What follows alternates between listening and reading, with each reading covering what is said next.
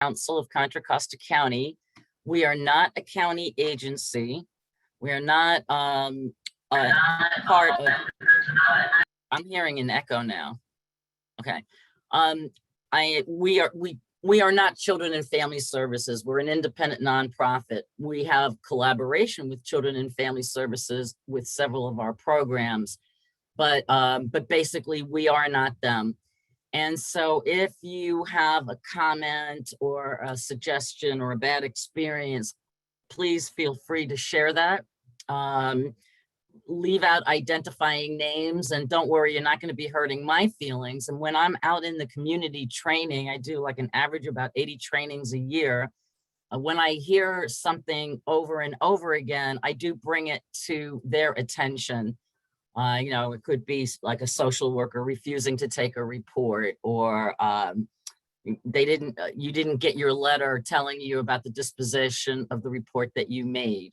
Things along those lines. So I do, you know, I am a conduit to them, but I am not them. So you're not going to hurt my feelings. And certainly when I get compliments for them, I pass those along too.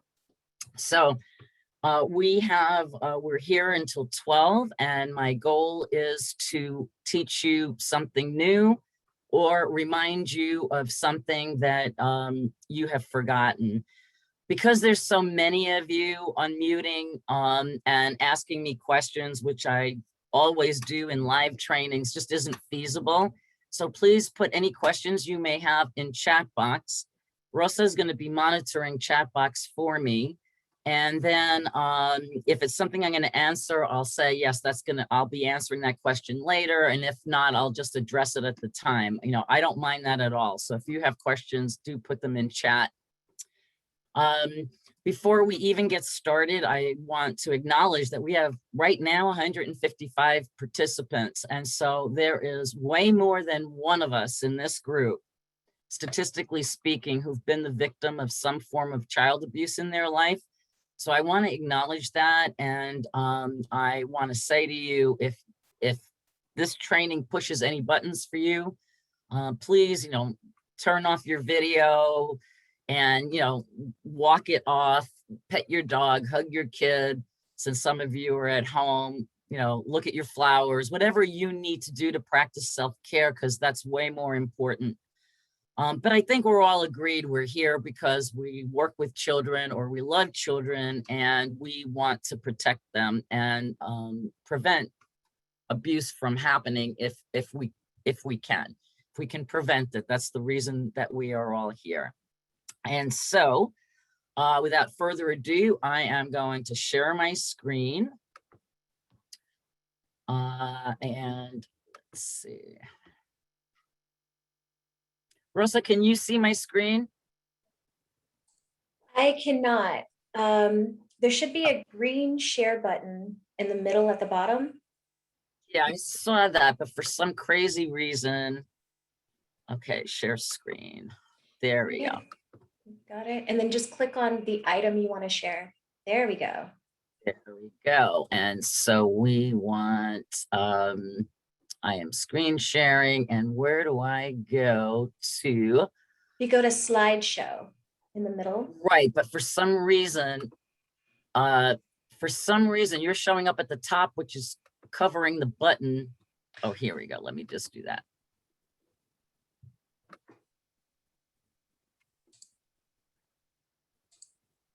Rosa, can you tell me right now, all of the Zoom controls are at the top of my screen and not at the bottom. And so it's blocking my ability to click slideshow. Oh, interesting. Okay. I think I'm wondering how I can move it down. Let's see here. I believe if you go to your view options, you can do, maybe able to do. Stop sharing for a minute. Mm-hmm. Let me try that. Now you're on the bottom. So let me try it again. And for some reason, I flipped it up to the top again. I think if you go into the view options, if you're up at the top where it says you are sharing screen, there's a view options button there. And oh, okay. And oh, dock to bottom. There we go. Got it. Thank you for teaching me something new. I've been doing this No for over a worries. year now, and I swear it's so interesting to me that whenever I have a problem, I learn something new, but that's kind of true of life, right? Oh, yes. You have a problem, then you learn something new, hopefully. All right, so I'm going to take myself off screen to make it so that you can see everything. All right, I do believe that Family Justice Center sent out all the participants some packets of information. So when I do live trainings, everyone gets a packet. You will have one of the attachments they sent you says signs and symptoms, and that has greater detail than the highlights I'll be giving you today. And I also have more information on commercial sexual exploitation of children, intimate partner violence, cultural customs. And then the other attachment was labeled the law. And then, so the first part of signs and symptoms is to help you come to reasonable suspicion. And then when you have it, now what do? You would refer then to the law portion of your handouts. And so, I don't expect you to read these like a novel, but if you had them handy, you may, after today, not make a child abuse report for a very long time. And it might be useful to you as reference materials to be able to go back to them. And then you should have gotten a PowerPoint audience handout that you can take notes on. So moving right along, and then this is timely. I just realized I don't have my mouse on. It looks like a couple of people didn't get that information sent out to them. Okay. But I will let everybody know, once this training has concluded, we will be sending out the materials from the training to everybody. So Okay, apologies to terrific. those who haven't received it. Wonderful. Okay, so this is something we need to address. UC Berkeley has come out with a they run the California Child Welfare Indicators Project, and it's a wonderful website for looking at statistics. Like if you wanted to look like how many children under 5 are abused, or how many abused children actually pass away. You can draw all sorts of information from the website. But I looked up the disparity report, and what we found here, and it can be explained in a couple of different ways, is that when we're looking at bias within systems, we do know that African American and Latino families are reported for child abuse at higher rates than white people and other ethnic groups. And so everyone's taking a look at that right now. And as an agency and a prevention agency, we thought, well, how can we help with this systemic imbalance? And so we are going to talk about cultural differences within this training, and also tell mandated reporters that we have a tendency to want to parent the way we were parented. Not everyone does that, but a lot of people do. And we then also have a tendency to think that the way we were parented, or the way that we actually parent our own children right now, is the right way to parent.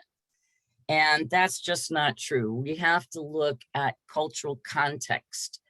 And what we want to do, and my goal is that through this training and talking about it, I am just hoping that if I systemically can stop it at the mandated reporter level, and point out, poverty alone is not considered child abuse. If there's no other factor, poverty is a condition. It's not an intention of the parent to harm the child, right?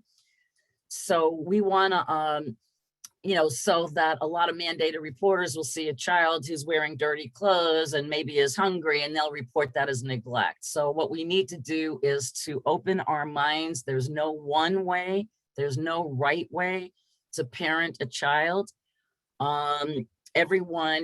Families are as unique as fingerprints. And so we want to honor cultural diversity and stretch our minds and hopefully learn the difference between what is a cultural custom that's considered child abuse and what is actually child abuse. So it puts a little bit of a burden on the mandated reporter to really open their minds and hearts and look at situations. Is it a situation where we can help? Does this family just need resources, or are we knee-jerk just reporting? And so also, are they raising their children in a way that I don't approve of, but that's a personal bias versus when does it cross the line into abuse? So we want to keep all of that in mind. We are going to be going through scenarios in this training, and not all of them would you run to report. Reporting suspected child abuse, always err on the side of caution, because if you make a report and it's unfounded, there's no consequence to the family. So I would say to you, err on the side of caution, but at the same time, try to be mindful of what's really going on in the situation. And I do know that Children and Family Services are looking at biases within their system, within their agency culture, because we do know that there's disproportionality going on within that system as well. So the best we can do is to really try to be open-minded, mindful, and not judgmental because people do things that we don't like. And where does that become child abuse? All right. So what does the law require of you? As mandated reporters, law requires that you report suspected abuse when you have reasonable suspicion, or perhaps you even know it occurred. And that's when the law says you must make a report.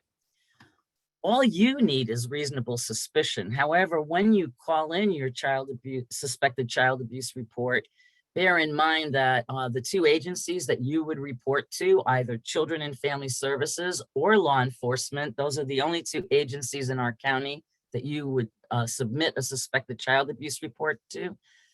They have a higher standard to follow before they can get involved in a family's life. So it's the criteria that they use is called Welfare and Institutions Code 300. A through J. And it's a list of 10 criteria, one of which must be present before they can get themselves involved in a family's life. So I just really want to stress, you only need suspicion. They need more to be able to get involved. And so they don't want you to conduct an investigation. Once you have suspicion, and we are going to talk about the kinds of questions that you can ask a child and how to go about making a report. But they prefer you not investigate because you could muddy the waters for them. Like if you want to, feel like I want to be sure before I make a report, you could be harming the situation. Reasonable suspicions tips. This is what I recommend. There's only really 3 situations that I can tell you are like completely, if you see this or hear this, run to the phone and make a report. It's very murky child abuse, and it could be many abuses occurring at once. There's many things going on, and it can be really difficult for a mandated reporter. So my suggestion to you is you may see something that bothers you, but it doesn't make you want to fly to the phone. Start documenting your concerns. And actually, if you start documenting and a month later, you see something that pushes you over the edge and say, okay, that's it, I'm making a report. It's actually helpful to Children and Family Services if you say, I started noticing a month ago, this occurred, and then 2 weeks later, this occurred. You're not going to get in trouble for not reporting right away because you did not have reasonable suspicion right away. But it is helpful for them to have your timeline. Confide in your colleagues or your supervisors, directors. You're allowed to do that, especially those who have more experience than you or who have made many reports before. It could be really helpful to you psychologically to have a colleague that you can bounce your ideas off of. and talk to about the process. So don't hesitate to do that. And then you can call Children and Family Services and talk to them, and you would ask for a consult. Now, having said that, I will point out to you that because of confidentiality, not only for the child and the family, but for the mandated reporter, they cannot tell you, yes, make a report, or no, make a report, or, oh my God, you're the fifth person to call in on this child. They're not allowed to do that. So when you call for a consult, you're not calling to make a report. You can say, I have a situation and I'm not sure. And they will guide you with their words. If you give them the name of the child and they look it up and they see that this child has prior involvement in the child welfare system, they may say something to you like, well, you're a mandated reporter. Sounds like you have reasonable suspicion. What do you think you should do? And that would be their way of telling you, yeah, you need to make a report right now. Or they may say to you, if there's no history on the child, or what you have is too vague and won't enable them to go out, they may say to you, give you questions to get answered, things to figure out, things to think about, and help you in that regard. But do remember, as mandated reporters, your report must be taken by them. So if you ultimately decide, you know what, I'm just making a report, even if you don't have enough for them to go out on based upon their criteria, they must take your report. And at the very least, you're creating history. And oftentimes what will happen is 4 mandated reporters will call on a child within a reasonable amount of time, but they don't have enough information. And you may be the person calling in the last piece of the puzzle that will enable them to go out. And they tell me that while a report may not rise to the level of an investigation, the fact that there are many of them could launch an investigation. And so don't hesitate to call them, and they can help guide you. And then lastly, I would say trust your instincts. If you go to bed at night and you can't get a child off of your mind and you're tossing and you're turning, trust your gut and your instinct. So I said you're not to investigate, and what I propose to all of you is that you consider yourself like a detective, and you're being a detective for yourself to come to reasonable suspicion. You're not being a detective gathering clues necessarily for Children and Family Services. What I'm suggesting is that you look at these clue areas to help you. Maybe you see something physical on the child that concerns you, but then you also see that the child's behavior has changed. You know that there are risk factors in the family, or a child discloses to you. Those are all way, maybe add something from column A to column B and C, or vice versa, and it can help you come to reasonable suspicion to make you make a suspected child abuse report. So as we go through our scenarios that are coming up, I want you to look at the scenarios through these clue lenses. In the scenario, how does the child appear? Is there a change of behavior? How are the parents acting? Are there environmental conditions? And we will be talking about all of these. So these are the 4 major kinds of child abuse. I will tell you that neglect is first and foremost the most often reported form of child abuse. It used to be 2/3, and it has now increased to up to about 70%. Next in line would be physical abuse, is the second most often reported form of child abuse. And there's been a shift in the last couple of years, which is very interesting. Sexual abuse was always 3rd on the list in terms of number of reports, and emotional abuse was last. But in the last 2 years, emotional abuse has become the 3rd most often reported. And now sexual abuse is the last on the list to be reported. So it's a very interesting shift. Within the number 1 category, neglect, the main reason that parents end up involved in child welfare in the neglect category, quite sadly, is drugs and alcohol. Drugs and alcohol is the number 1 reasons children tend to be abused and neglected. So I think the shift in statistics for emotional abuse is very interesting. Okay, our first scenario, Colin, 14-year-old Colin has recently been exhibiting a variety of concerning behaviors, recurring fights with other students, abusive language, frequent absences from school, and appearing at times to be under the influence of alcohol. Now he's been absent for a few days from your school or program. When he returns, you notice a large bruise on his cheek. When you ask how he got hurt, he tells you his father hit him for returning home past curfew. Although you've had concerns about Colin in the past, this is the first time you have noticed possible injuries. So let's look from our clue areas. What is our physical clue here? And overwhelmingly, this would be considered a physical abuse case, is the bruise on the cheek. What are our behavioral clues? His behavior at school, recurring fights, abusive language, frequent absences, and alcohol use. Familial clue. It seems like an extreme form of punishment, an extreme form of discipline, to hit your child so hard for coming home late that you've left a mark. And then disclosure, you've got disclosure. You ask him and he tells you exactly what happened. And then lastly, follow your instincts, because the last sentence says you've had concerns about him in the past, but this is the first time you've noticed possible injuries. So based upon all of that, this is going to be our poll. So Rosa, can you launch the poll, please? Would you report this to a child welfare agency? No, it was a form of discipline, bruise on cheek, yes, behavior at school, or yes, due to answers 2, 3, and 4. We'll leave the poll up for a few seconds to give everybody a chance to respond to it. Yeah. Rosa, I usually don't give the polls more than 30 seconds, only because otherwise I can't get through the presentation.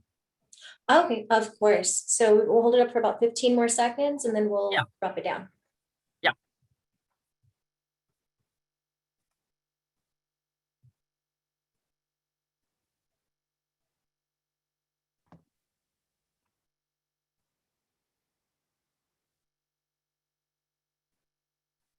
Okay, I'm going to end polling. And Christina, did you want me to share the results? I just did, sorry. Okay, all good, all good. Okay, so the best answer is yes, due to answers 2, 3, and 4. Overwhelmingly, the bruise on the cheek would be considered when you called this in. We do have behavioral issues, but the bruise on the cheek would be the big one. We have a change in behavior, which with kids is very important. And here again, trusting your instinct can't be overrated. So yes, so I'm glad to see that. So let me get rid of that.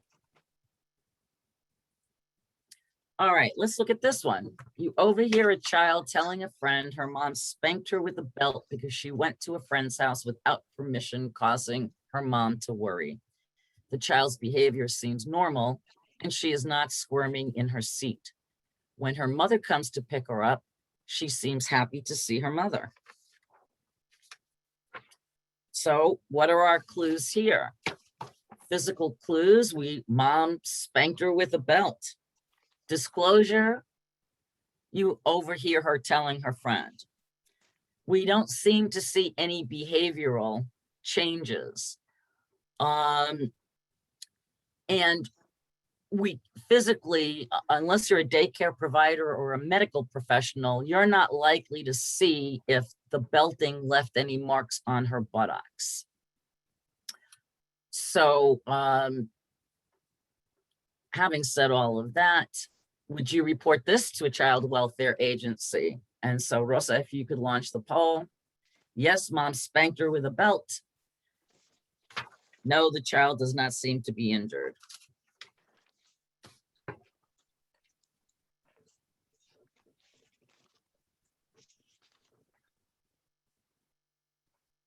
Closing the poll. Okay. And share results. Okay, so this is very interesting. The correct response here, I mean, and bear in mind, if you would report this, saying that you wouldn't report something is never the wrong answer, but this is something where Children and Family Services probably would not go out. People have the idea that because she used a belt, that makes it reportable. Spanking is considered a cultural custom and is allowable. The only thing you can't do is leave a mark. So, and let me just go back. I'm sorry.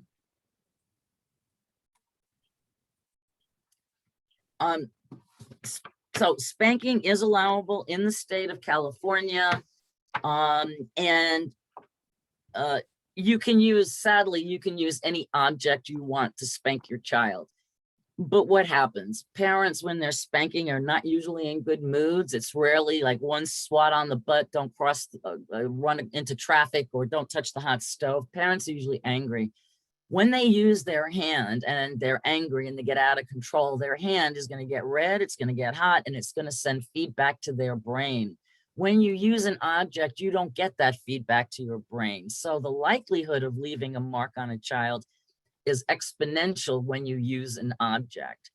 But the line being crossed would be if a mark was left behind.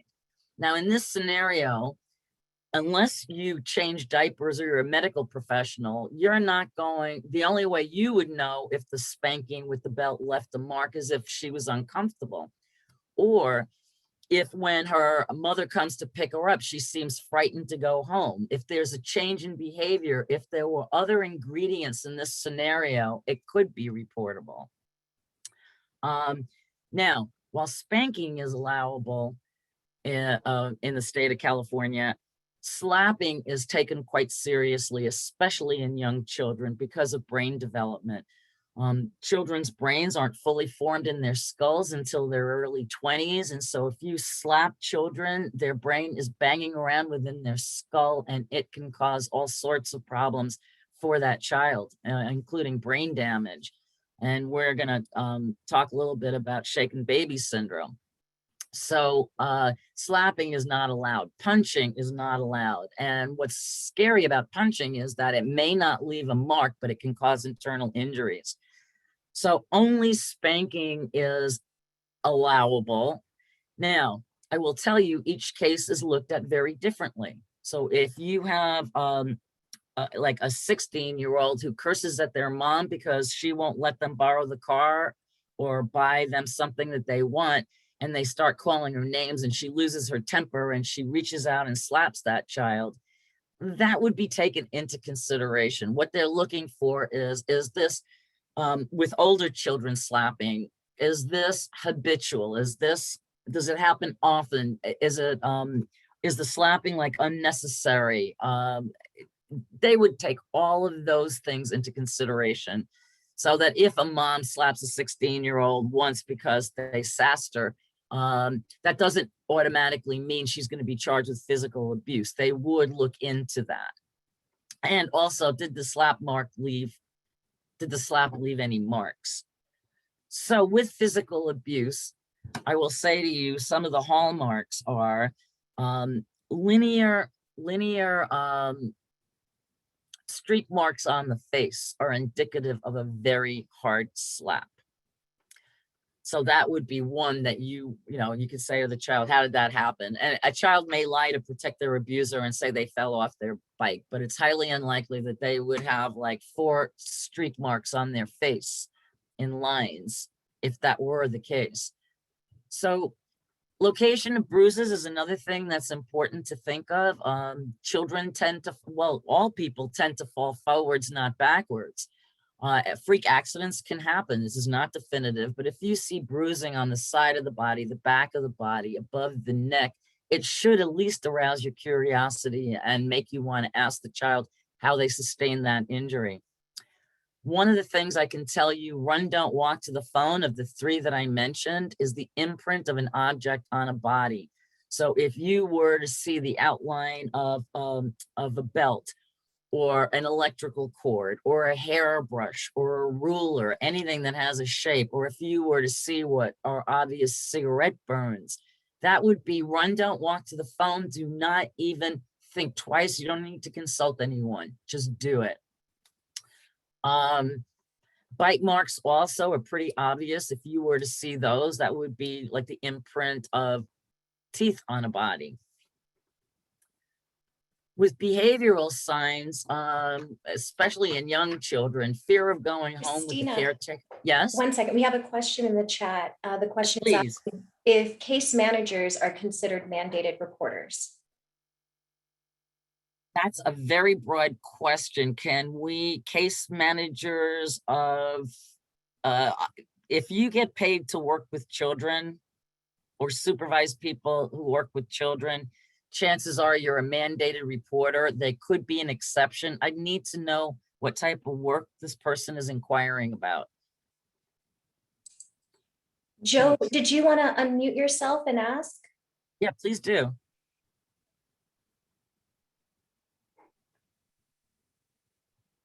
Or if you don't feel comfortable in muting yourself, if you could give us a little bit more to go on in terms of who you or what type you had in mind. I do see a hand raised here as well. Dr. Dan.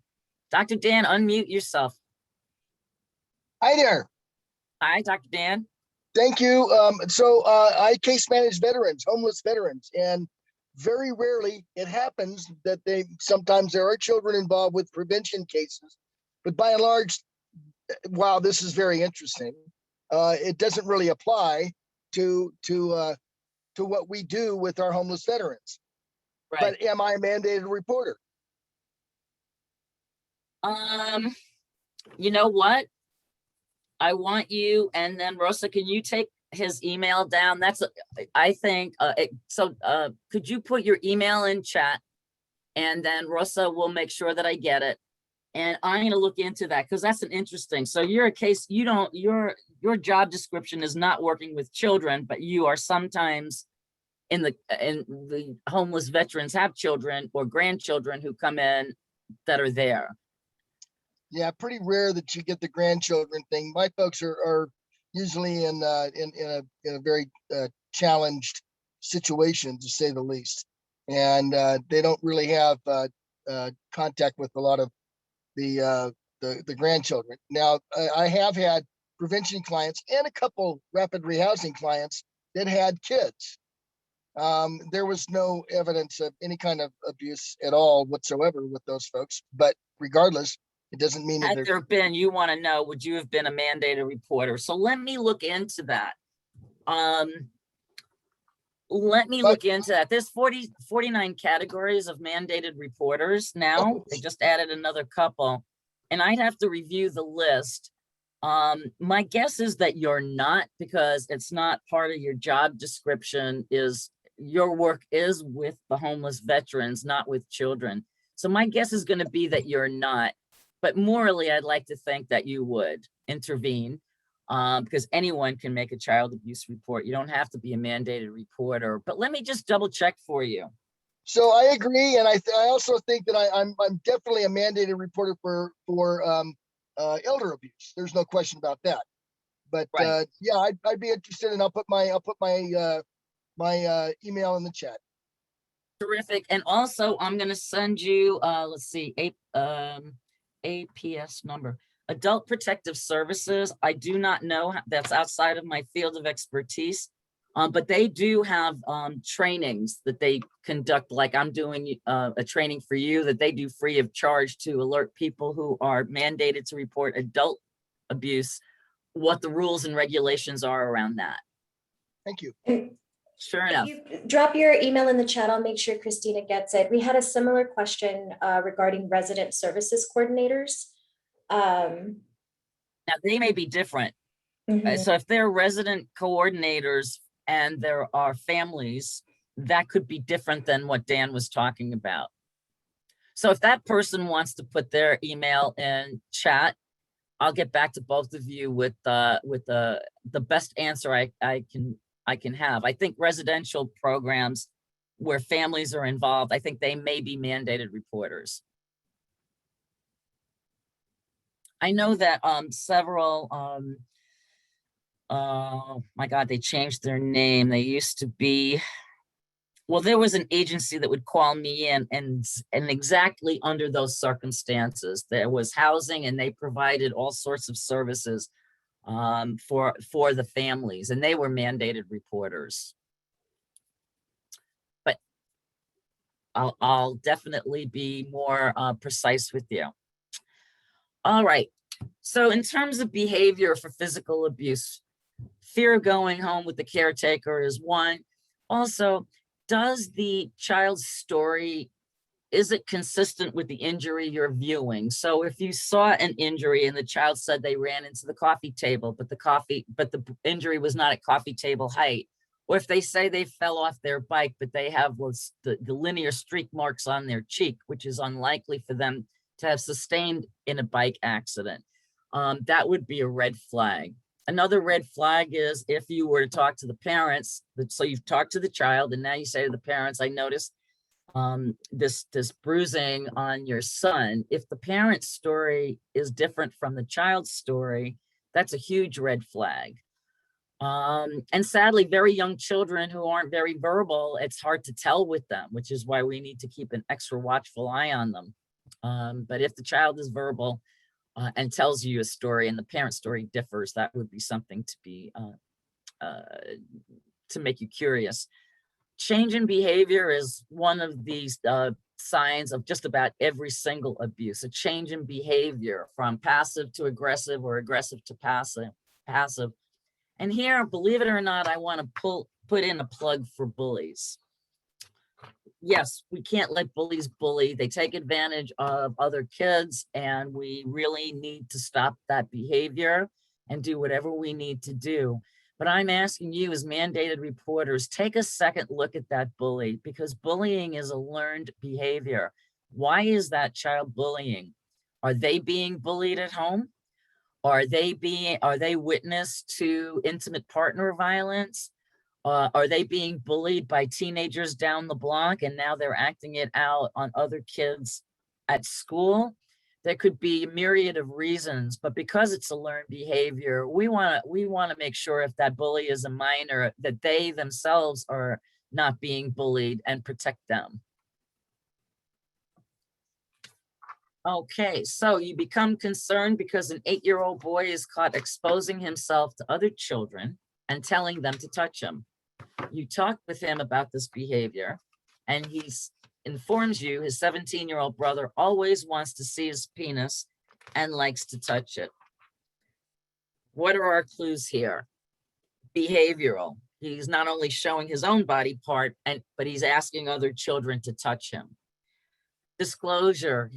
You talk to him about the behavior and he tells you what his brother is doing. Also, it's this is not so it's important for mandated reporters that work especially with young children to know what is normal childhood sexual curiosity and development. Is it simply like two little kids, I'll show you mine if you show me yours, and they're just exploring and it's consistent, and or they've discovered that masturbating is pleasurable? You know, is it within the realm of normal childhood curiosity? This clearly is not. This 17-year-old boy who is touching his 8-year-old brother, this is not in the realm of normal. So how would you handle this situation? Would you make a report immediately? Would you talk to the child's parents, consult Children and Family Services, or wait for further evidence? So for us, you could launch that. We're going to hold it open for 15 seconds.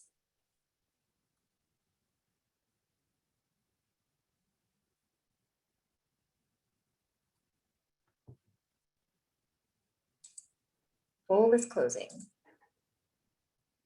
Okay, and so I can share the results here. Okay, when it comes to disclosures, when a child discloses, like in that scenario, sexual abuse, studies show children almost never lie about sexual abuse. In fact, sexual abuse is underreported due to the secrecy, the shame, the fear. So it's considered that sexual abuse is happening way more than it is, but it's not being reported. It's very hard for a child to disclose. And when they do disclose, you need to take it seriously. You can't assume that this kid is the 1% that may not be telling you the whole story. So disclosures of sexual abuse must be reported immediately. Now, I can see wanting to talk to the child's parents. However, I'm told by law enforcement and by the Children and Family Services, they would rather that you not. They want to be the ones to talk to the parents. You could disrupt their investigation by talking to the parents first. Also, we don't know how the parents would handle this situation. So if you talk to the parents, may they tell the older child, just don't do that anymore and go on about their business? Are they going to seek help for that 8-year-old? Or quite frankly, in that scenario, I think the older brother needs some kind of counseling as well. Also, would they say, why is my son doing this? Has someone upset him, or has someone abused him sexually that he is now following through? So talking to the parents first is not the correct answer. Now, I know it gets complicated with physicians and therapists. Oh, Christina, sorry. We've got two yes. more questions that popped up. The first Go question. right ahead. Chris is asking, is 17 considered a minor in California? Yes. The age of consent in California is 18. And also, for the purposes of this discussion, and thanks for asking, is children are children until their 18th birthday. Okay, and the second question is the 17-year-old being abused, hence the consultation answer?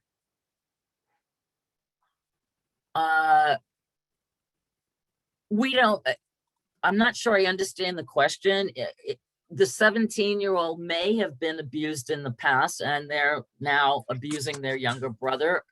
It would be really, really hard to know. But we would want some kind of intervention where the 17-year-old is spoken to try to discern if something bad has happened to them. Maybe it could be a relative that molested them when they were younger.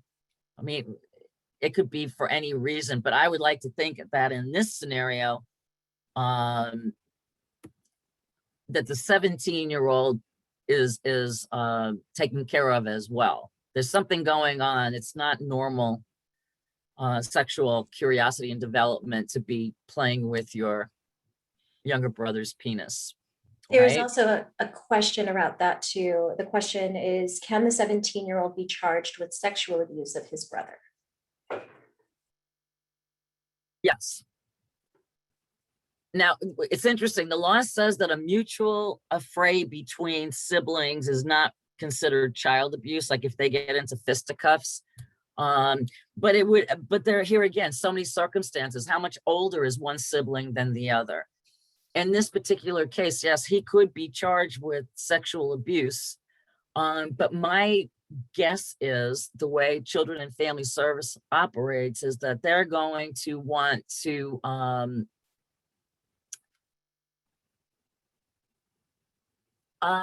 you know what? I'm going to take that back. Law enforcement gets involved in severe physical abuse cases and sexual abuse cases. When you call one or the other, they contact each other, they cross-report to each other, and they look into these situations on its own. It is quite possible that the 17-year-old brother would be charged with sexual abuse. Quite possible. From the Children and Family Services perspective, what they like to see is this family all stay together, try to, if at all possible, and work with the 17-year-old and the 8-year-old and get them the resources they need to keep this family together. Their imperative by law is to keep families together at all costs and only to remove children if absolutely necessary. This 17-year-old boy has committed a crime. And so, here again, this would be very interesting. I would imagine that the 17-year-old could very well be arrested for this. But I think that with minors, they try as best they can in family child abuse cases to work with the families and not put the 17-year-old in jail, especially if he himself has been a victim. Thank you. We have 2 more questions and then we should probably move on to the next piece. But one of those questions is, would a specialized investigator be the one to interview the child? And would that be videotaped? Okay, this is dovetails neatly into what I was going to tell you. When it comes to sexual abuse, what happens is that, so law enforcement and children and family services work together, and law enforcement would recommend that the child go to the Child Interview Center in Martinez. So it's very important as mandated reporters, get the information you need for your report, but do not ask the child a lot of questions. Do not interview the child on something like especially sexual abuse. The social worker is not, and the law enforcement, when they first encounter the child, they may ask them some factual questions, but they will not investigate the event itself. They initiate an appointment at the Child Interview Center, which is at an undisclosed location in Martinez. It is run by Community Violence Solutions, and they have a forensic interviewer who's an expert at getting children to disclose severe physical abuse and sexual abuse. It is videotaped. She wears an earpiece in her ear, and behind a one-way mirror is anyone who has a stake in the case.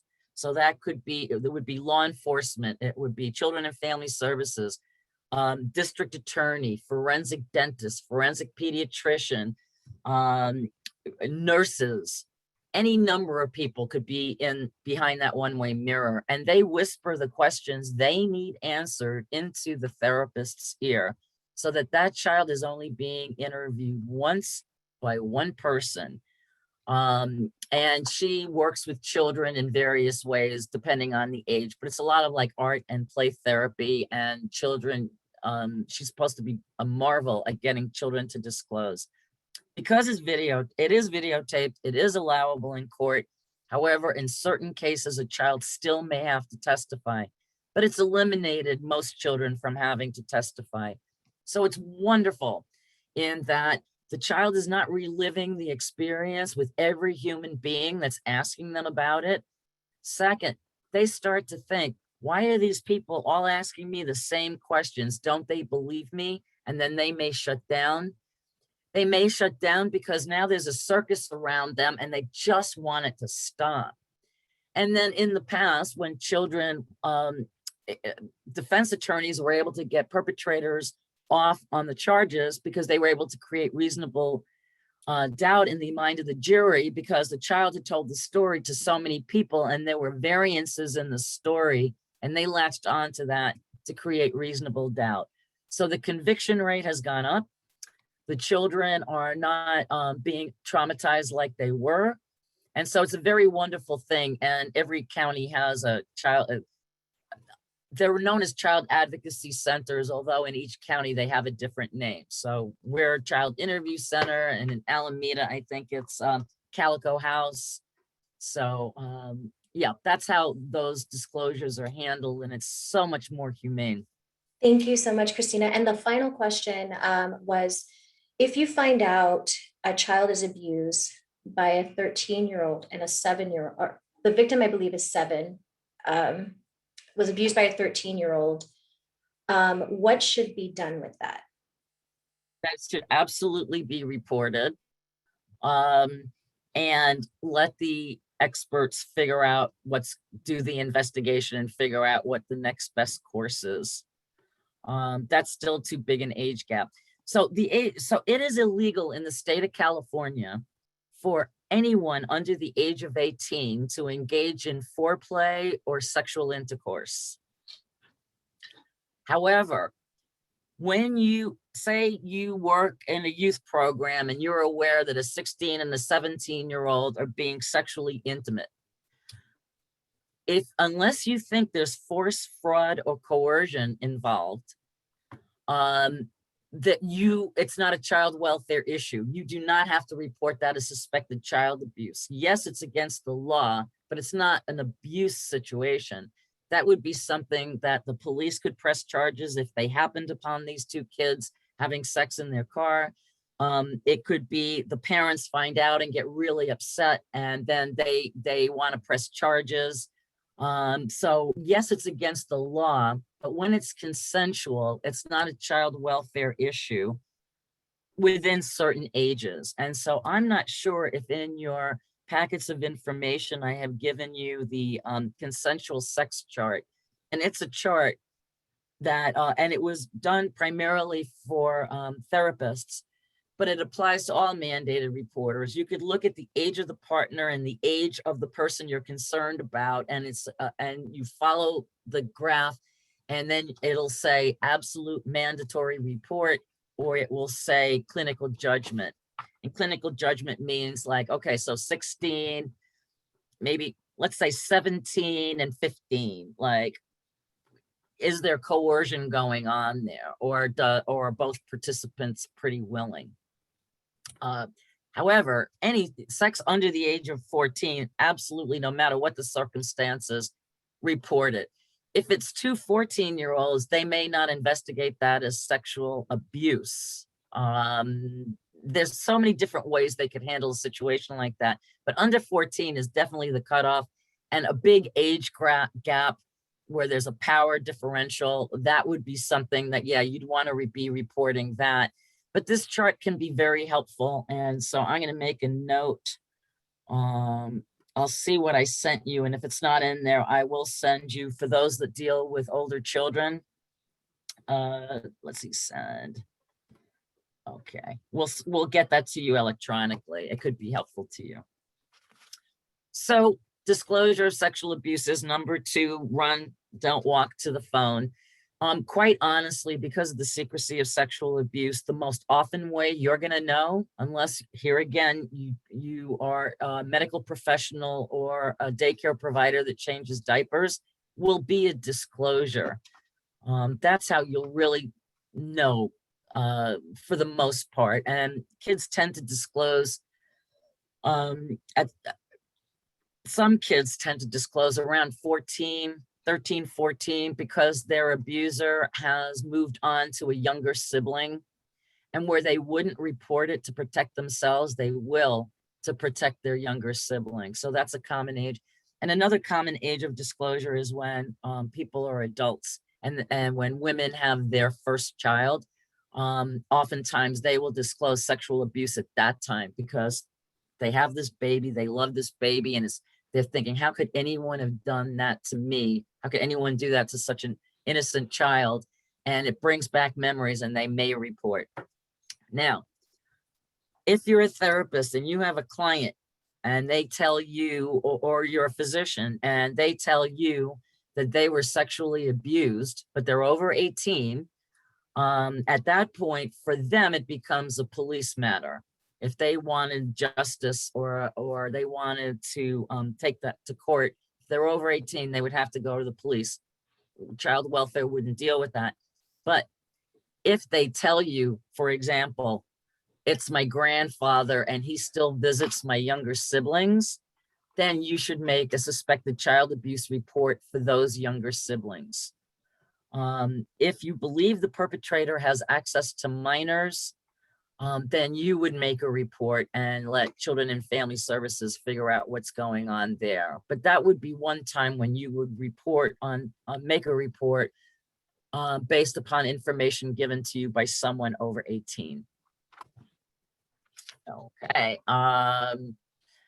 One of the things I find, and for the sake of moving along here, I just want to point out regression in toilet training and cutting, and possibly even overeating are signs of sexual abuse. They're not definitive. So if you encounter a child who's cutting, it could be other reasons that child is cutting. It doesn't necessarily equate to sexual abuse, but it is a red flag for sexual abuse. And part of the reason children engage in those behaviors is they don't feel they have any control in their life. And this is the one thing that they can control: going to the bathroom, bleeding. Sometimes children will overeat. So as to insulate themselves and create a barrier between them and their abuser. So these are coping mechanism behaviors for sexually abused kids. Statistics on child abuse right now currently are it's 1 in 6 boys and 1 in 4 girls are sexually abused. And 90% of all sexual abuse is committed by people the child knows. So when I train parents, I talk to them about, yes, be careful about stranger danger. We need to keep our children safe from strangers, but you really need 90% of the time, you really need to see who's in your life and notice the signs and behaviors of those people in your life. Because Christina, I yes, apologize. Did have a question about the statistics. yes. There's a question wondering if those statistics are pre-COVID.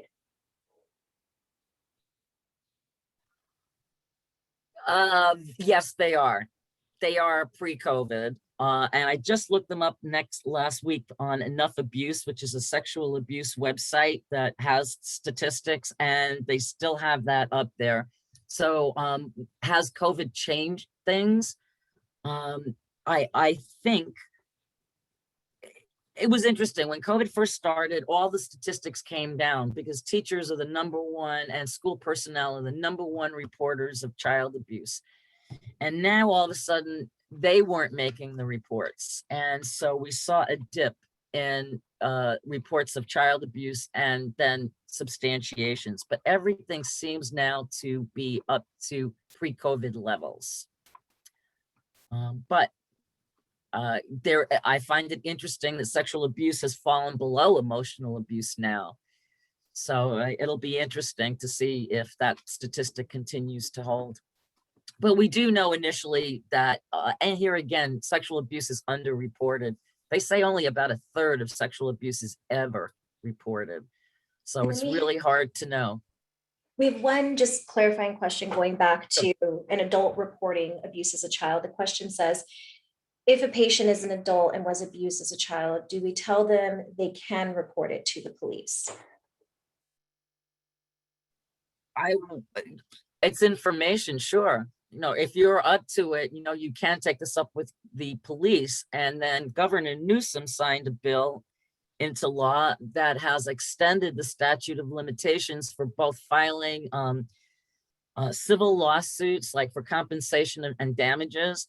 And it's also extended the law. It used to be like 5 years. Now you can report it up until you're 40. I mean, you could be abused as a child and report it up until you're 40. So that you'd have to look at the letter of that law, and let me see if I have it written down. I think I want to say AB 32. I don't have it handy, but if you were to look up statute of limitations in California for sexual abuse, you'll find the legislation that has extended it. So I would personally say, if and when you're ready, you might want to report this to the police. Because most people don't disclose until they're older. Children have a tendency to stuff it, put it out of their minds, act it out and not want to even think about it.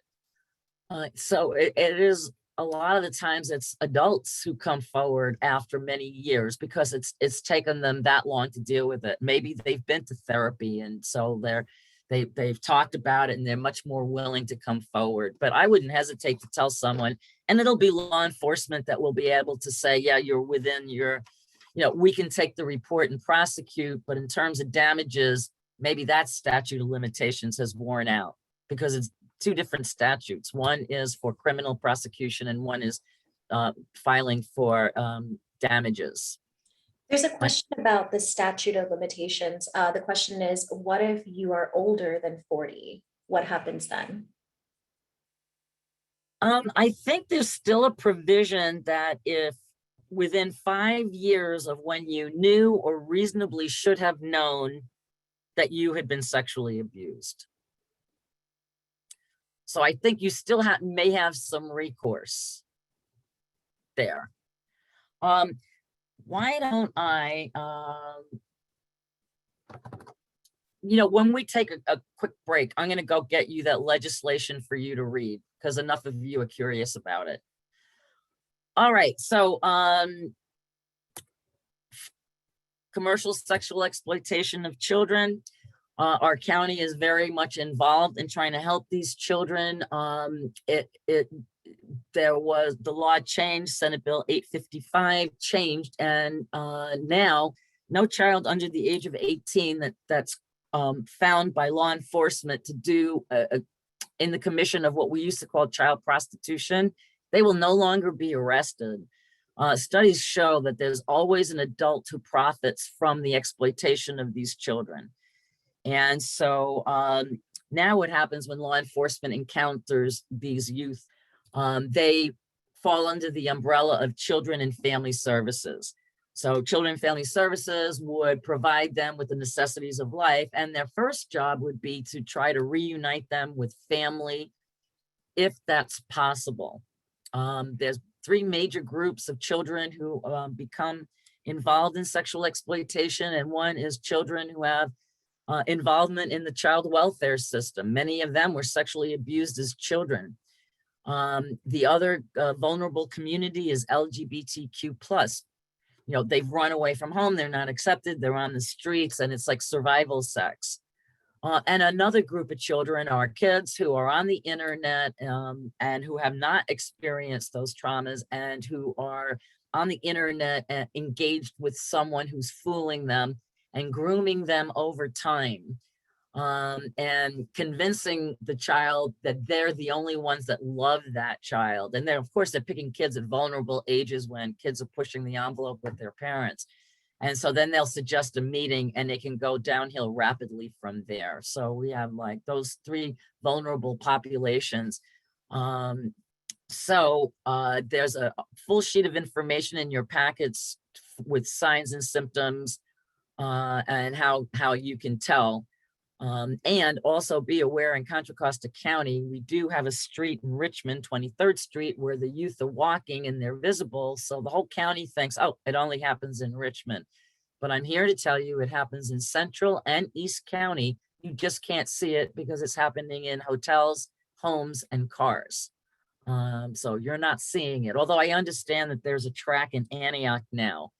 I don't know where it is. But it doesn't mean that children have to be walking the streets to be exploited. All right, you notice a child in your program suddenly appears depressed and withdrawn when talking about her family. She says her father often criticizes her behavior and appearance, calling her stupid, lazy, and fat. She says she feels worthless. She wonders what she's doing wrong. She wishes her father loved her like he loves her sister. So what are our clues here? The word suddenly is important. She appears depressed and withdrawn. So you're noticing a change in behavior. When she talks about her family, this father is like basically undermining her sense of self-worth and self-esteem and really injuring her psyche by calling her these names. And especially she feels worthless. What is she doing wrong? She's probably not doing anything wrong. And he clearly seems to favor her sister. So in this scenario, what we're looking at would be emotional abuse. So would you report this? No, the law says I don't have to report emotional abuse unless severe. Yes, the child's behavior is changed and is emotionally suffering. So poll, please. 15 seconds.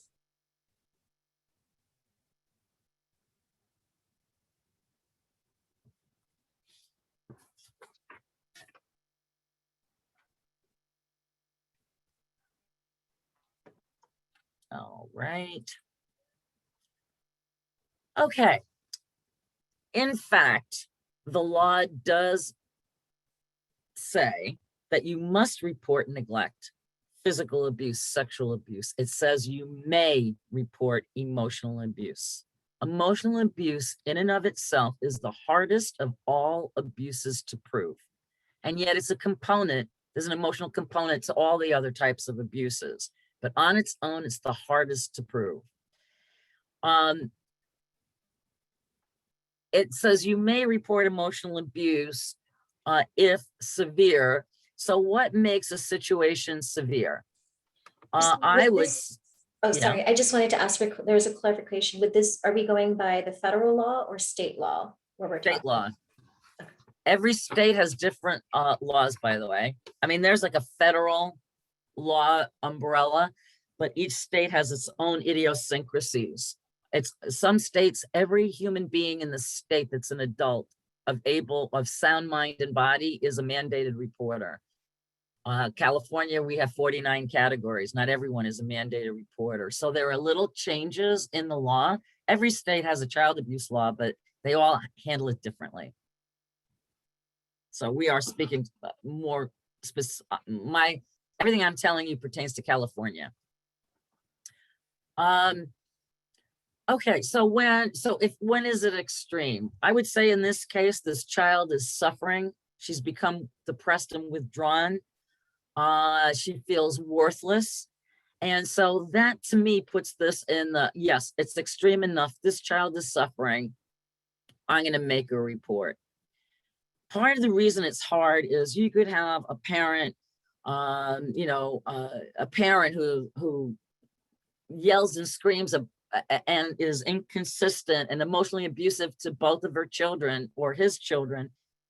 And one will it washes off of them like water off a duck's back, and the other child is completely impacted by the negativity.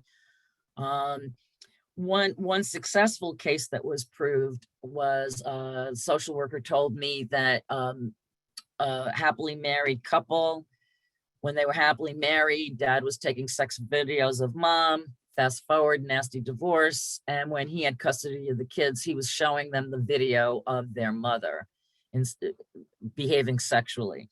And their behavior changed. A mandated reporter like yourselves noticed the change in behavior, which is the hallmark for emotional abuse. And they reported it, and dad did lose custody, but that's very extreme. So how can parents be emotionally abusive? And it's interesting because as I pointed out, the cases of emotional abuse in terms of reports has risen in the last couple of years. So yeah, parents are abusive by belittling, by being inconsistent, withholding affection, isolating children. There's many emotional things parents can do to their children, but also they can be helicopter parents, parents who are hovering over their kids all the time. And the kid never gets to make a decision. Every moment of their day is planned. If they don't get like an A+ in their advanced placement classes, the parents are upset with them. Maybe it could even be, dad is the coach on the little league team and berates the son in front of everybody. Once that behavior, so it doesn't have to be, once the behavior on the part of the parent causes a change in the child, that's where the line gets crossed into reporting. You may hear someone curse at their child and it makes the hair on the back of your neck stand up. But if that child seems unaffected by it, something has to happen to the child before social services can really get involved. But I would report it anyway, because in many cases, emotional abuse is the tip of the iceberg for what's other abuses that are going on in the home. So marked change in behavior. If you make a report, if you can possibly use that phrase, it would be most helpful for them to be able to investigate. The child was this and now they're that. If you don't know a child and they appear depressed to you from the beginning, Is there someone that knew the child before you came on board that might be able to say, oh my God, they were such a friendly child always?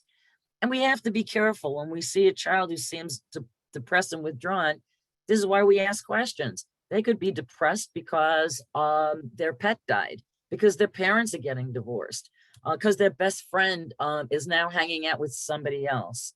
So we can't jump to the conclusion that that emotionally abused or change in behavior means this exactly. So we do need to ask some questions. Sometimes the behavior can be explained away with another thing besides, but in that scenario, she was pretty clear.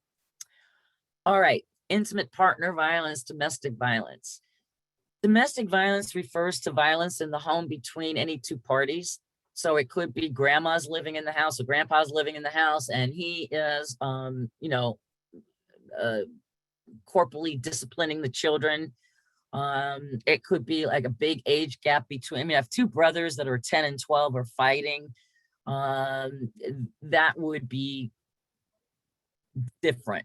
The law says mutual affray between minors of similar ages. So if it's two brothers just fighting, of course, that fighting could become abusive. But moving right along here, and back to the point, intimate partner violence refers to the caretakers of the child. So it could be mom and boyfriend, dad and girlfriend, mom and dad. It implies that there's an intimacy between the two people. And so it is reportable to child welfare agencies as suspected child abuse. And it'll either go down as emotional abuse, or it could go down as neglect, failure to protect the child. And the reason that it's reportable, now here's the important piece, the child has to be aware of it or witness it. So they either see the violence or they are aware of the aftermath. And what does that mean? They come home and one of their parents or caretakers has a black eye, a broken arm, there's a hole in the wall, crying, angry vibes, like and most kids who live with intimate partner violence are aware. And the notion that if a child is very young, it won't affect them has been debunked by studies. The younger a child is, in some ways, it's worse because they don't have the language to tell anyone or explain or get the help that they need. They just absorb all of it. So it does affect them psychologically. So people who abuse their partners, it raises the risk that they also abuse their children. We do know the emotional and psychological toll that intimate partner violence takes on children. And then a child may get physically harmed trying to stop the two sparring parties.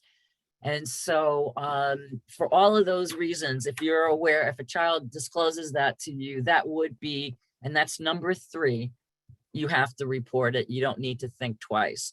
So just to recap, the 3 run to the phones are imprint of an object on a child, a disclosure of sexual abuse, or awareness or witness to intimate partner violence. Everything else is going to be, something you need to weigh in your mind and think about. So with neglect, it's the failure to provide the necessities of life. So general neglect is no injury has yet occurred to the child. Severe neglect is when the injury is about to happen or has already happened. So the most common example is inorganic failure to thrive. That is a child who would be thriving, but isn't because the parents are not providing the necessities of life like food, clothing, shelter, and they are not thriving. And that can quickly, in infants, can quickly lead to death. So that's when it becomes severe. Or you might have like Munchausen by proxy, which is a disease where a parent typically the mom, will make her child sick on purpose to gain attention for herself, to look at what a great mom I am. I'm always at the hospital and the doctors and getting all these things to help my child through their illness when they themselves are causing their child's illness. And depending on how severe the case is, that child could perish. So those are extreme examples. Most cases are general neglect. 6-year-old boy complains he's hungry, saying he does not eat at his house. He frequently asks you for extra food to take home for later. You also notice his clothing is often inappropriate for the weather. He appears dirty and smells often. He does not spend time with the other kids and rarely laughs or smiles. You have tried to speak with his mother about your concerns, but she's usually in a hurry and seems to resent your intrusion. I'm not going to break that scenario down for a reason. So just think about it for a second, and then what concerns do you have about this, and what type of abuse do you think that it is? And so these will be the questions that I'm going to that the poll will ask you. Child's not eating. Yes, not bathing, wearing old clothes. Yes, mom doesn't seem to care. Maybe this could be poverty or lack of resources. And then we'll go back to that scenario and break it down. So, Rosa, if you could launch the poll. Okay.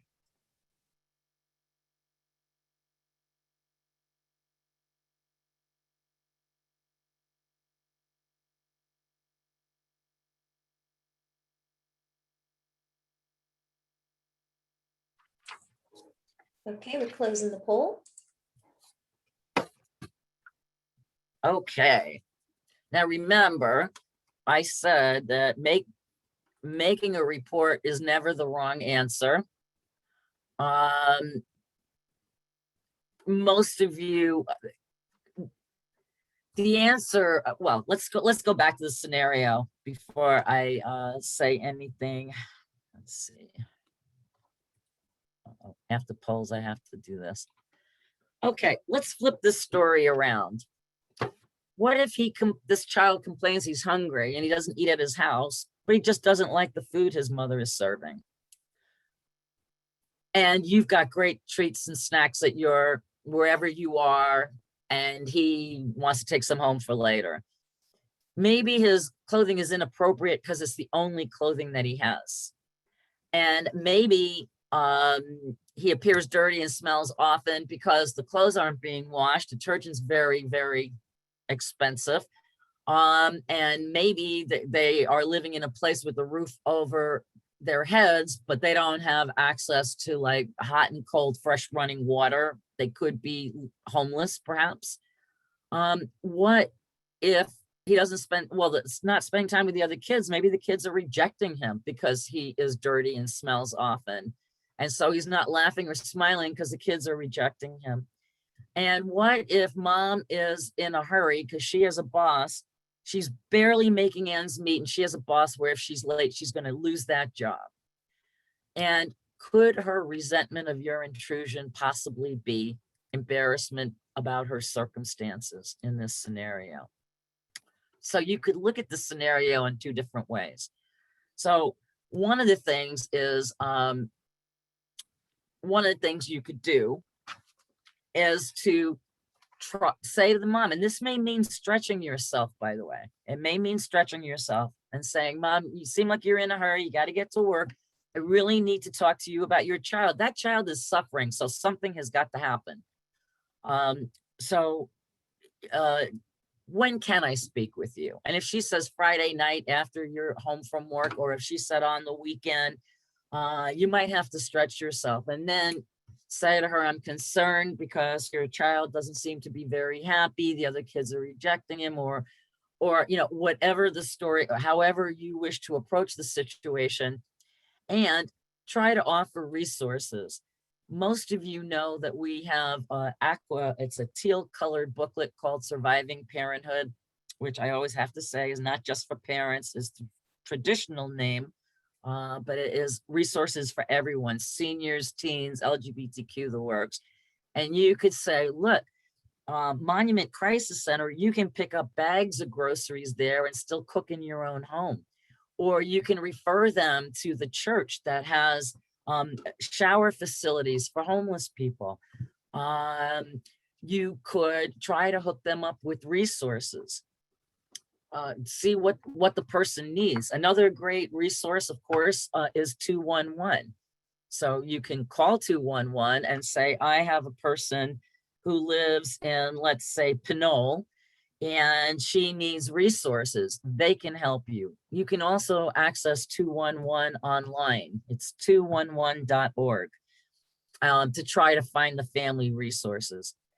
Now, having said all of that, if mom never finds the time to talk to you and the child continues to be rejected at school and seems hungry, if that continues, then yes, you would make a suspected child abuse report for neglect. Because now we've offered an out, and you might want to see if transportation is an issue for mom and try to see if there's transportation resources that we could find for this person.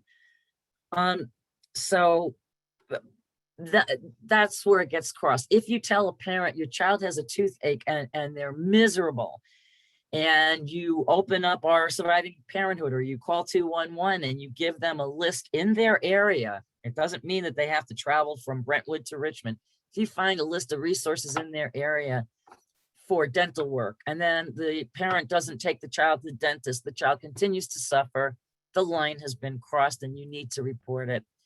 And in cases like that, social workers tell me very often, all it takes is a phone call from them to that mom is flying to the dentist.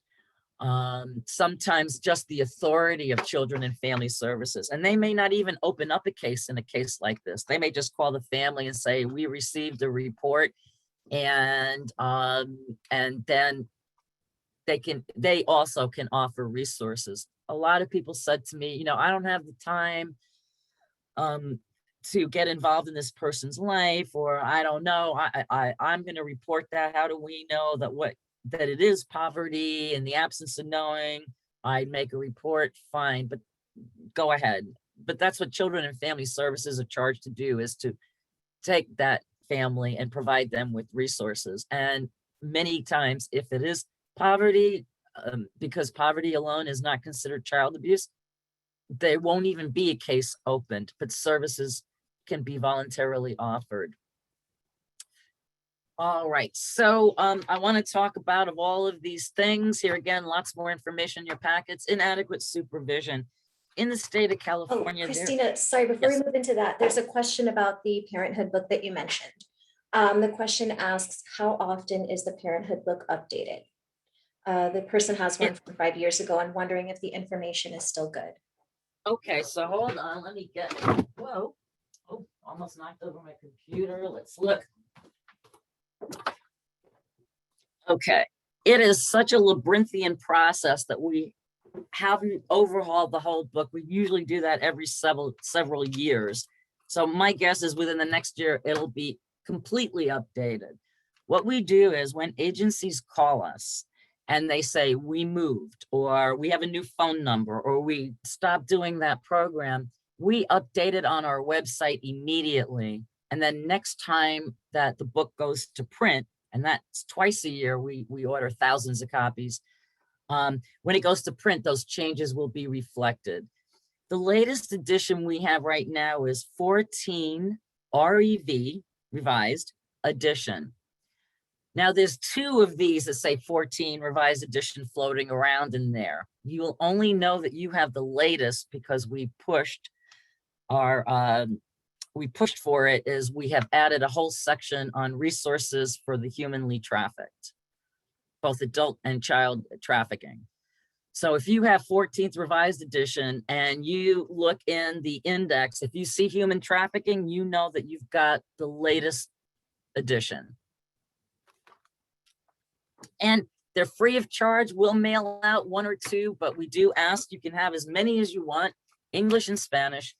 But we ask that you come pick them up at our office in Concord, because the shipping on these things is prohibitively expensive. Okay. All right. So supervision.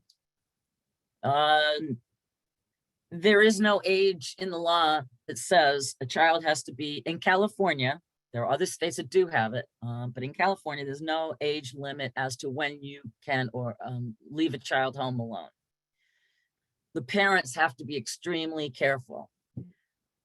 It is, and the reason is it's considered a necessity of life. The Bay Area is like wickedly expensive, and this isn't the 50s, and moms aren't home vacuuming with pearls around their neck anymore. And and the old ladies in the front yard that are watching everything. I mean, those days are gone. So parents have to work to make ends meet.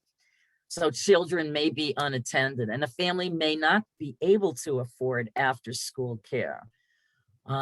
However, as I said, the parents have to be really, really aware of their child and their child's maturity and their limitations.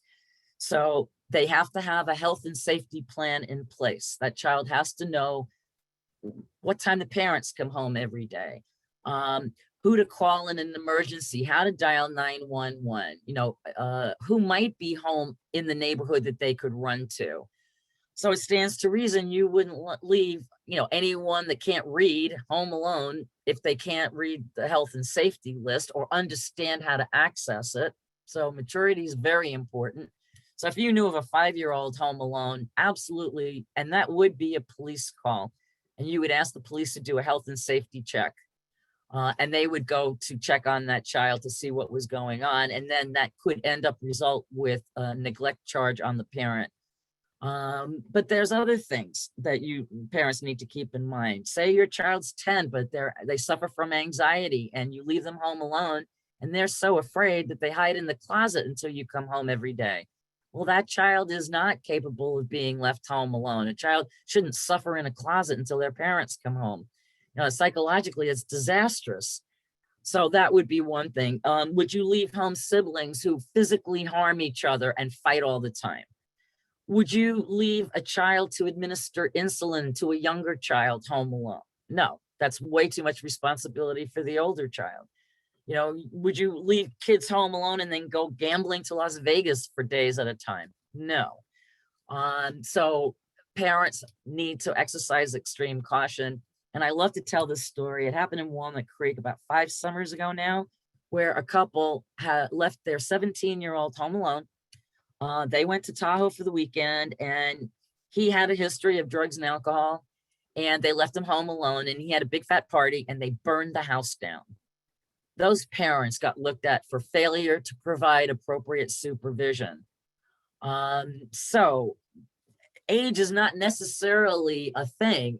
A lot of it has to do, what is the maturity and the comfort level of the child being left home alone? So I like to point that out. Children with disabilities, just like bullies in a way, we need to keep an eye on children with disabilities. They are 3 times at greater risk for child abuse. And I wish I had a magic list for you to say to you, these are things you should look for with children with disabilities. The signs and the symptoms are the same, essentially. So it's really important that those that work with disabilities notice, even within the disability, changes in behavior or marks on the body or risk factors from the parents. Really need to keep an eye on these kids.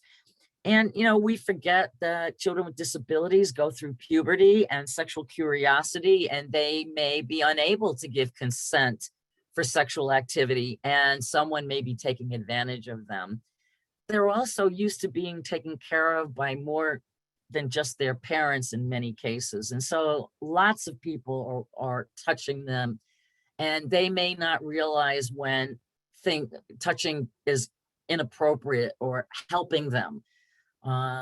If the person helping them, if the person who's helping is sincere, but other people could take advantage or get frustrated and harm a child with disabilities.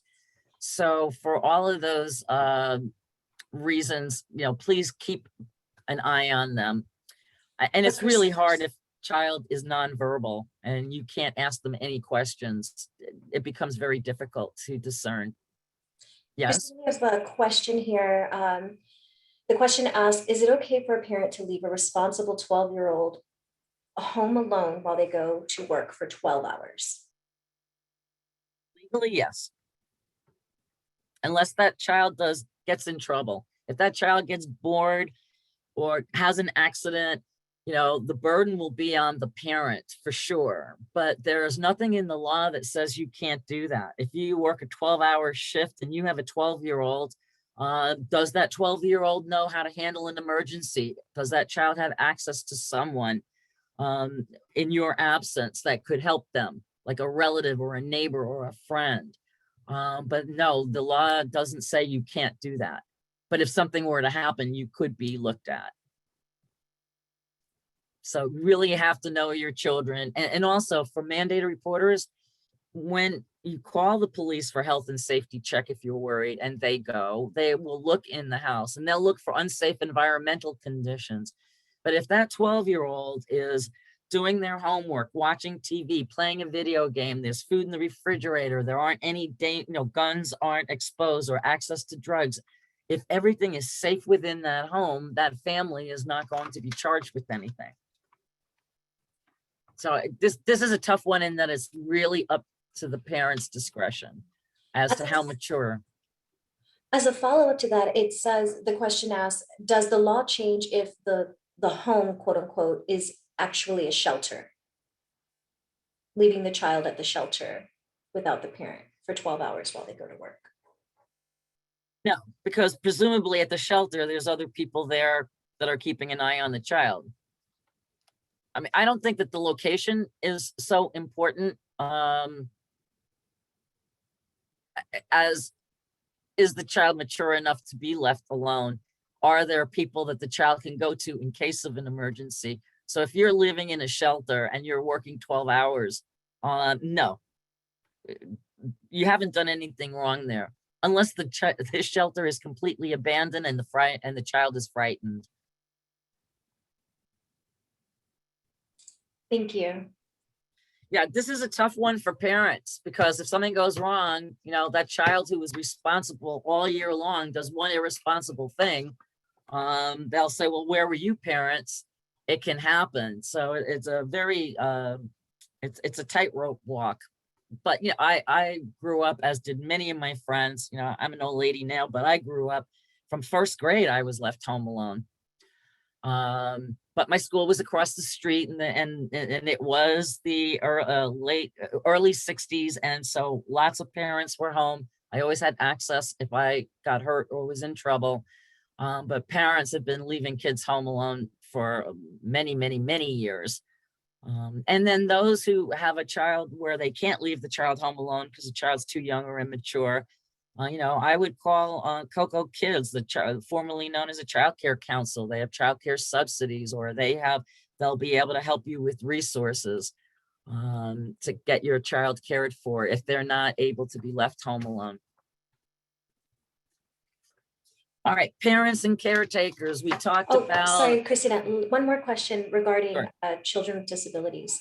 Yes. For children who are nonverbal, are there child abuse evaluators who are trained to evaluate potential abuse in children who are nonverbal or have other disability that may affect how the evaluation is conducted? I would imagine that with children with disabilities, they would have experts in the field. I don't know the answer to that question, but I would only imagine that if a child with disabilities ended up at the Child Interview Center, that they would have someone who has an expertise in that area.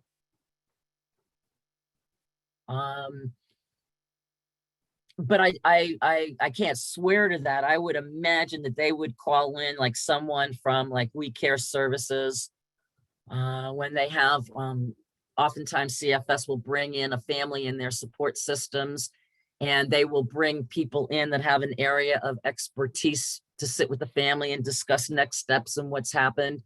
So my guess is that interviewer would either has experience with children with disabilities or would call in somebody who might be able to figure things out if the child's not verbal. And probably there are some cases that couldn't be proved and that would fall through the cracks, and that's a sad reality. Yeah, that's my answer to that. I don't know for certain, but I'm pretty certain that when they do their team meetings with families, once they've come to child welfare's attention, that they would invite in experts in the field. I know they have those meetings with families.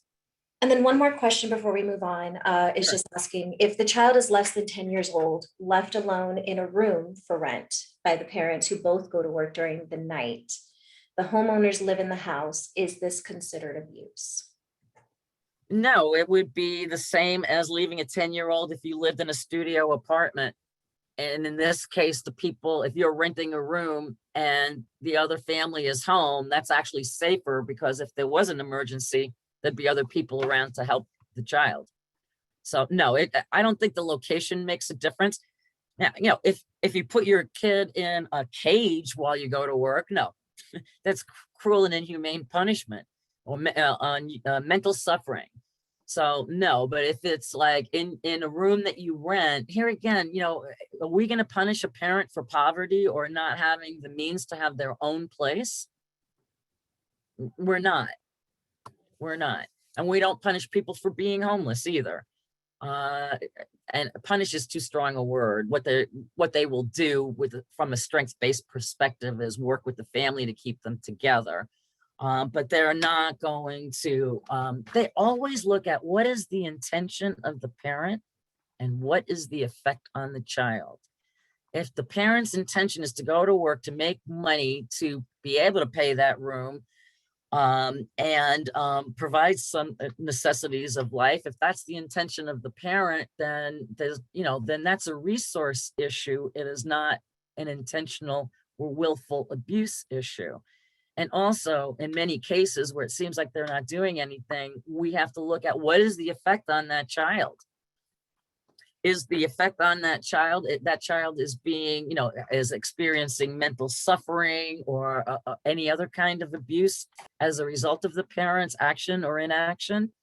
It becomes abusive when they're looking at intent or lack of intent. So remember, neglect is things you do and don't do for your kid. Like if you're doing drugs and you forget to feed your kid, you're not feeding your kid. That's something you're not doing, or it could be something you are doing, exposing your child to, if you're dealing drugs out of your apartment, exposing your child to dangerous persons. So that's what they're looking for. And so in that room scenario, I don't think, well, I'm certain that if that child is fed, clothed, goes to school, and that's just the family circumstance, that is not abuse. All right, environmental clues would be unsafe conditions in the home, a gun that's not properly stored, a bowl of marijuana on a coffee table with a pacifier in it, and a toddler running around, which is a true story. With insects and mice, they would look at, is this a landlord, like slumlord issue? Or is this because the parents of the child have like 50 cats in one cat box that hasn't been changed in months? Or is it like, is it due to negligence on the part of the parent that these insects, mice, and rats exist? And then dangerous persons, as in the drug dealing situation. Do you have dangerous people coming into your house and exposing your children to them? What is not abuse? I've got a handout. In the interest of time, I've got a handout, but that explains this. But for example, truancy, lots of teachers call in truancy as child abuse. That's a school attendance review board issue. Truancy is a red flag for child abuse, because sometimes if parents injured a child, they'll keep them home until the injury is no longer visible, for example. But in and of itself, truancy is a school issue, and the school, as mandated reporters, would investigate, and then they may determine that child abuse has happened. As I said, poverty alone, if you have a religious practice that says that you can't, that you don't believe in blood transfusions or medical intervention, well, if your kid just has a cold or the flu, garden variety ailment, that the child will get over in time on their own with their own immune systems, that's allowable.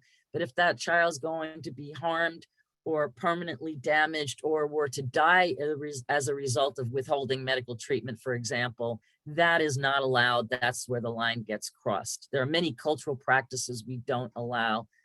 And in your packets, there is a sheet of common cultural customs in our area, which are acceptable and which are not. So you can read up more on it.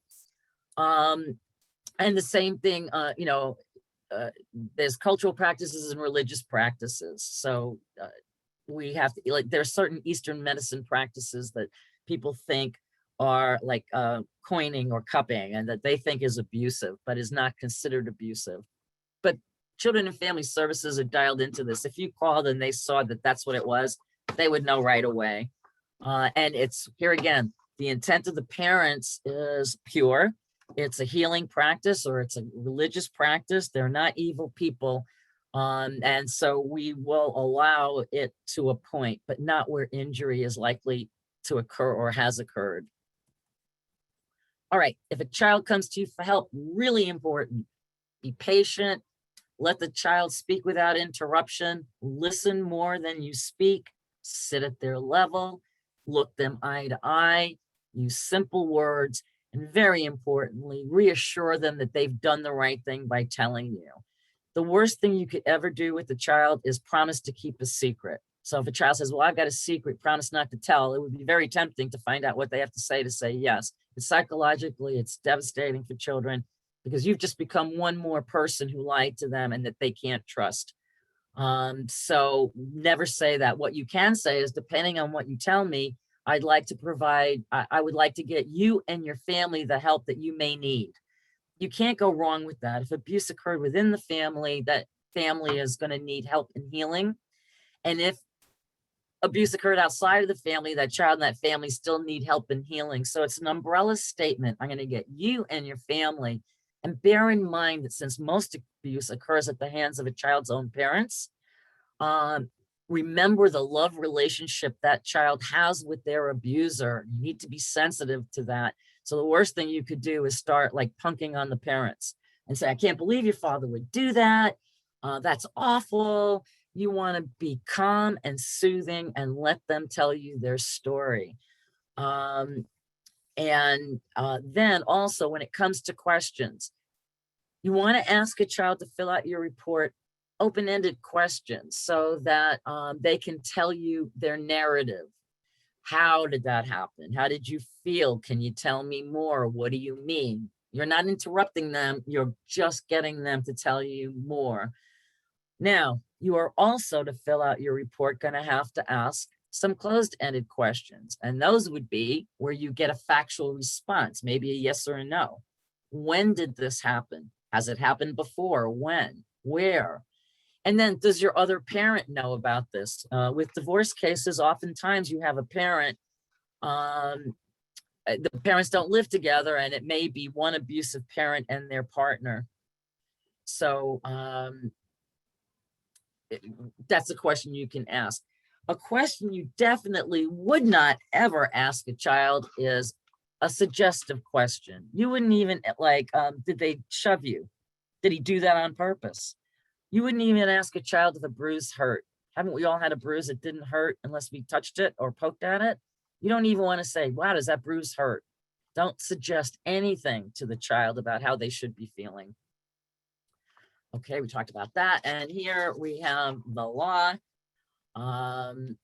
We didn't talk much about the risk factors. Actually, I do want to go back to that for a minute because the law, what's going on here?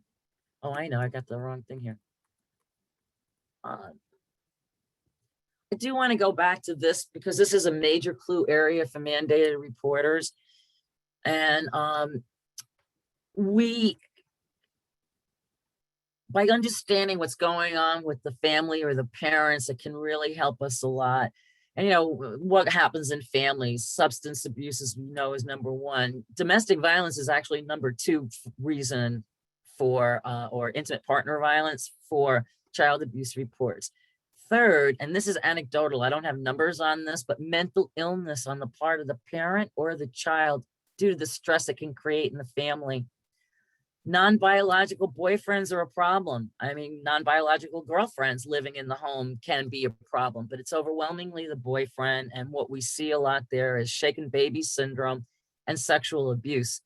Some perpetrators will ingratiate themselves into a single woman's life and become her boyfriend solely to have access to her children. So you may see several things from the clue areas you don't like, and you know non-biological boyfriend lives in the house. That might just help you tip you over the scales to make a report. Cultural isolation. Imagine being an Afghani refugee. and you come to this country, the language isn't, not only do you not know the language, it's not even the same alphabet. Your partner might be working like round the clock to make ends meet, and you're home with the kids all day and you don't have a stroller, or you're uncomfortable going out. You've lost the familiarity of everything you knew at home. So cultural isolation, it does raise the risk for child abuse. Cycle of abuse, a quarter to a third of abused children do go on to abuse their own children. The good news is that most abused children do not go on to abuse their own children. Think about your own lives. What causes stress? Poverty, while in and of itself is not child abuse, it is a major contributor to child abuse. It is a risk factor for child abuse. The stress of divorce, sandwich generation, you're taking care of your kids, you're taking care of your parents. The only person you're not caring for is yourself. It can make your, fry your nerves and make you lash out at your children, or that senior that you might be taking care of. So just think about anything that causes stress in the family raises the risk of child abuse as stressors. Most parents don't wake up in the morning thinking they're going to abuse their children. Something happens, they snap. That's the most common scenario. I mean, there are some psychopaths out there, but by and large, it's stressors. So a major step towards child abuse prevention is anything you can do as an individual in your private or life or your work life, is any way you can take stress off of family is a step in the direction of child abuse prevention. All right, now we'll get to the law. All right, so I said there's 49 categories. They keep adding them all the time. Essentially, in a nutshell, people who get paid to work with children are mandated reporters. Volunteers, even those parent volunteers at schools that are working with children, volunteers are not mandated reporters, with one exception, and that's court-appointed special advocates, CASA. They changed the law for them, but not even volunteer firefighters or volunteer law enforcement officers are mandated reporters. So there you go on that. When do you have to report? You need to report child abuse when you're working within your professional capacity. When you're done with your job and you go home at the end of the day, I'd like to think morally you would report 24/7 because you can, but the law could not penalize you unless you're working within your profession or volunteering in your profession. So I just said volunteers are not mandated reporters. You as a mandated reporter are mandated when you're volunteering in your professional capacity. Example, you're a teacher, and on Sundays at your place of faith, you teach religious studies to children while their parents are enjoying the service. Okay, while you're doing that, you're acting in your professional capacity teaching, and so then you're a mandated reporter. If that same teacher volunteered at a Little League game, she would not be a mandated reporter as she's handing out hot dogs. So I hope you see the difference. All right. It's an individual responsibility, and there's loads of information on this in your packets.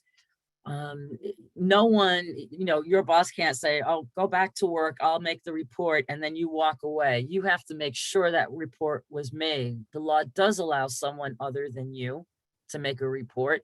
Like if 3 of you see the same thing, only one needs to make the report. But you as the mandated reporter have the individual responsibility to make sure the report was made. If you cannot get proof, like your supervisor, whoever it is, can't give you a copy of the written report, which is required by law, so they should have one, or for whatever the reason you're intimidated by that person, then make a call and make the report again. They cannot tell you that that person made a report. So you can't call and say, did Susie Q make the report? Confidentiality, that for all mandated reporters, they can't tell you. They would just take your report again. But the point is, better 2 reports on a child than no reports on a child. And there are some people who have a vested interest for their businesses not to report child abuse, so they may not report. So keep that in mind. Procedures: phone call immediately or as soon as possible. They're not going to expect you to abandon children in your care to make a report and leave them alone. So it's immediately or as soon as possible. You would make your phone call, and then you follow up in writing via fax or mail within 36 hours. Because of COVID, they are allowing electronic submission for the first time. So whoever you make your report to, and in your packets of information, I have a handout on when it's best to call Children and Family Services and when it's best to call law enforcement. So please do refer to that. But whoever you call, ask them obviously for their name and ask them, where do you want my written report sent to? And you're going to send it to whoever you called. So that's important. Essentially, you call law enforcement when abuse occurs outside of the family, and you would call Children and Family Services when abuse occurs within the family. There are a couple of exceptions, but that's generally how it works. This is the website. It's in your packet for you to get the form. You can fill it out online, print it out and fax it, or you can save it and send as an attachment. I don't know if Contra Costa is going to keep allowing electronic submission after pandemic dies down more. We'll have to see, but they didn't used to. Fill out your report form, by the way. Fill out your report form before you make your phone call. That's an important tip. Every question on that report form is going to be exactly what they're going to ask you. That way you are prepared, you can be succinct, you have everything you need. If you don't have all the information that they ask you for on that form, don't be nervous, don't worry, call it in anyway. You may not know how many older siblings and what school they go to. They will ask you that on that form, and you may not know. Don't feel like you need everything. But clearly, if you have the parent's name and you have the child's name and contact, that would be the most important information to have. All right, there's jail and county jail and up to and fines for if they can prove you should have made a report and didn't. You could lose your legal immunity. As mandated reporters, you have immunity from civil or criminal liability. So parent can't sue you for making a report in good faith. And you could lose your license by your licensing agency if it can be proved that you should have known. Oh, Christina, I have one yeah. quick question about that. Sure. This question asks if a caregiver states police or a social worker have been involved, whether that's recently or in years past, are they still required to report whether have a police report number or not? I would make the report anyway to cover myself, because how do you know with 100% certainty that that actually happened? Someone could say, yeah, there was CFS involvement, but you may not know. Also, it depends on the context. Like if it's a therapist and this happened years ago, and they say a report was made, it's a little less urgent than if the abuse happened within the recent past and they tell you, yes, a report was made. You should cover yourself legally, because if they did make a report and you're making a secondary report, you may just be adding information, but you're not, there's not going to be worse consequence for that family because they'll have the history on file. And the mandated reporter can say, listen, the person disclosed this to me. They said it was reported. I don't know. I'm not sure. And consult CFS about, next steps or whether a report, they may say, well, do you have additional information? Or they may say, okay, thank you very much. Bye. We just can't with 100% certainty know if that person really is being accurate with their information. And the whole point is just to make sure that children are protected. Thank you for that. I just also want to do a time check. We have about 5 minutes. Right. Well, these are things what I would rather do, actually. So it's against the law for anyone to reveal your identity to the family. Now, with therapists, I do want to point out, oftentimes therapists will, you know how at the beginning of sessions, and in many people, if you're a danger to yourself or to others, I have to report that. It's like their sort of confidentiality statement. A lot of therapists will actually not only say that to their clients, they'll make them sign a piece of paper. Something about signing that piece of paper that commits it more to memory. They will actually sit with their clients in many cases to maintain a therapeutic relationship, say, listen, I've got to report that, but I'll sit with you during the process and, and continue to work with the family. You can reveal your identity if you choose. It's not against the law for you to tell the family, but the social worker and law enforcement are not allowed to tell the family. And in fact, there's jail and fines for revealing your identity.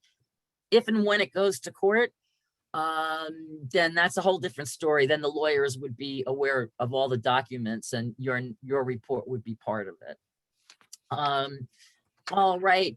After an investigation, this is the most important thing here, you get feedback. Many mandated reporters say, I never heard after I made the report. You have every right, according to the law, you are entitled. So if a couple of months after you make a report, you don't get a letter back to your place of business with your name on it, with the disposition of what happened, you can call them, same number you called to report, and say, listen, it's been 2 months, I made a report, I have not received any feedback. And they'll take your name and number and give it to the caseworker. And they should contact you by phone. Usually it comes in the mail. But keep that in mind. That's the public doesn't get that. Only mandated reporters get the feedback, and they only will tell you whether the case was unfounded, no evidence of child abuse, inconclusive. We saw some issues. We offered resources, but nothing that would stand up in court. And then substantiated would be, yes, we investigated, abuse absolutely occurred. All right, I do want to very quickly talk about Immigration and Customs Enforcement. When you make a child abuse report, they are not contacted. Law enforcement cannot, it was signed into law in 2017 with the sanctuary state. They cannot call immigration when they're investigating child abuse and they see that the person may be undocumented. A lot of undocumented children are being abused and not reported because everyone's afraid of deportation. And this bill was aimed at addressing that as well. And social services never, ever did call Immigration and Customs Enforcement. And then finally, the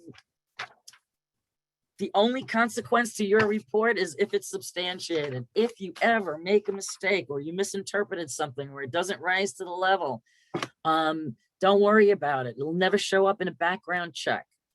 The only time it will have consequences for life is, yes, abuse has been confirmed, and then they go on the Child Abuse Central Index and it'll show up in a background check. So here's my contact information. Let me get out of here. And then I don't know if it's okay with you, Martha. It seems like if people have questions, I'm more than open to, let me escape here. I'm more than open to hanging around if anyone has questions. I think we can dedicate at least, 5 minutes to allowing some of the questions to come through.